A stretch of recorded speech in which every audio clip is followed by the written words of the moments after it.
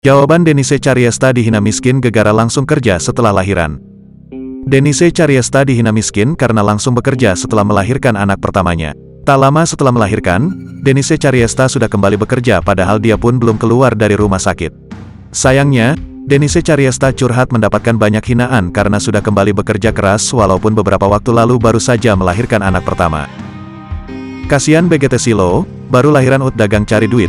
Dasar miskin, bunyi isi pesan salah satu netizen di media sosial Denise Caryesta, dikutip Rabu, tanggal 15 November tahun 2023. Menanggapi hal tersebut, pengusaha bunga ini mengungkapkan bahwa dirinya tetap tenang meski dirinya dibanjiri dengan hinaan dari warganet. Dia bahkan cuek dengan hujatan tersebut. Terlebih baginya, barang dagangan yang dijualnya merupakan barang halal.